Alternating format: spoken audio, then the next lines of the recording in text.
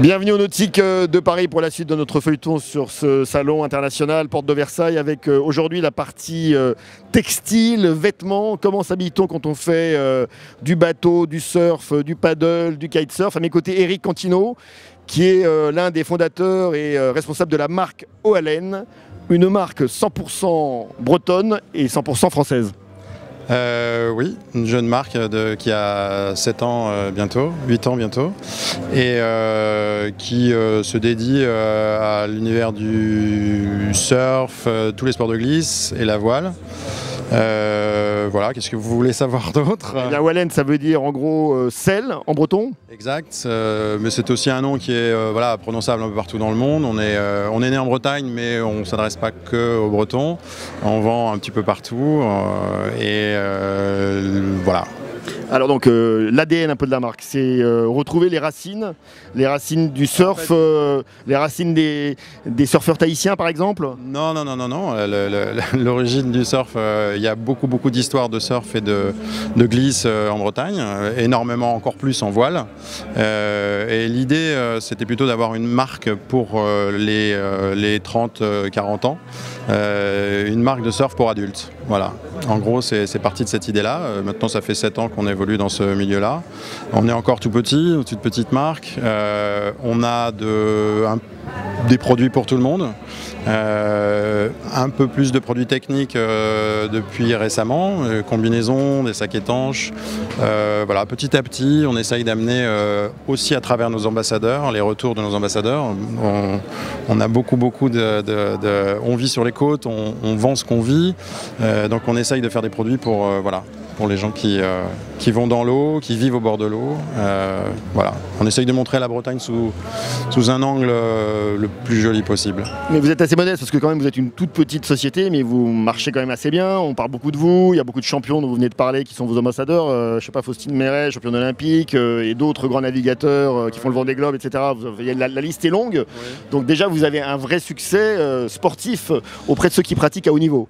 On est assez proche d'eux, on les habille, on essaye de leur plaire, on essaye d'avoir une vraie relation avec eux.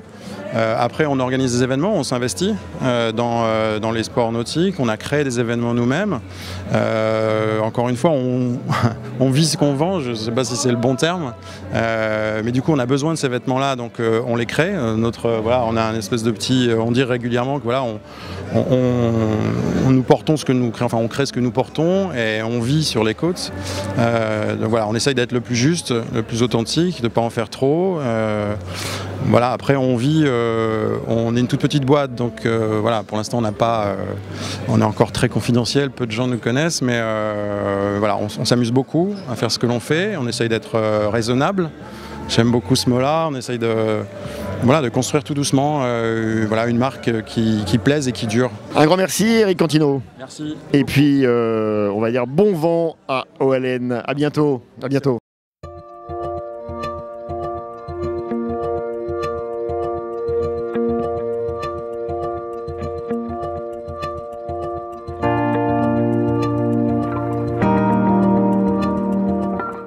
Voilà, on se retrouve dans un nautique qui marche de mieux en mieux avec de plus en plus de monde.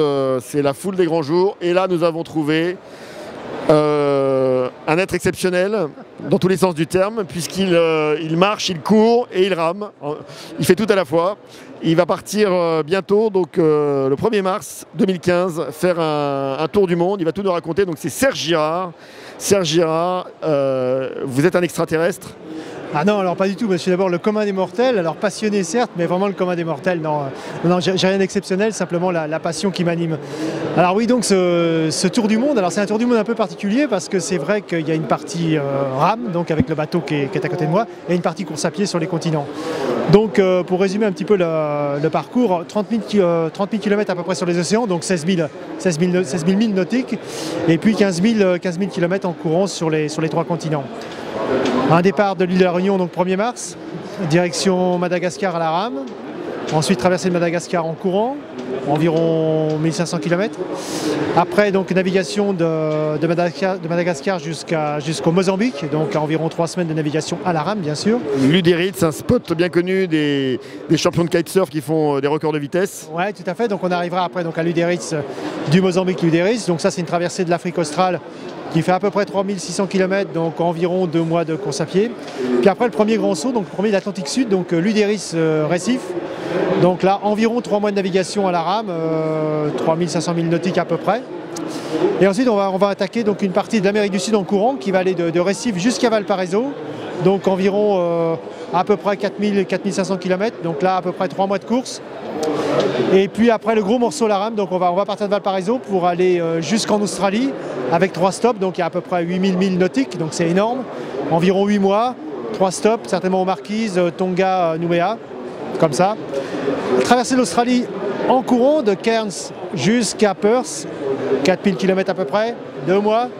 Et enfin, navigation de Perth jusqu'à l'île de la Réunion, environ 3 mois, et pour un projet total de 22 mois environ.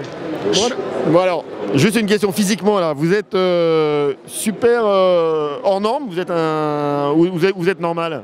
Mais je suis extrêmement normal. Non, il y a un chirurgien qui m'a opéré du mollet, quelqu'un lui demandait mais Serge Girard il est foutu comment? Il a dit c'est un mec normal quoi. Donc non, pas de souci. Non, je suis un gars ordinaire, mais comme je le disais tout à l'heure, vraiment avec la passion du voyage, la passion de l'objectif et du challenge. Qu'est-ce qui va être le plus dur?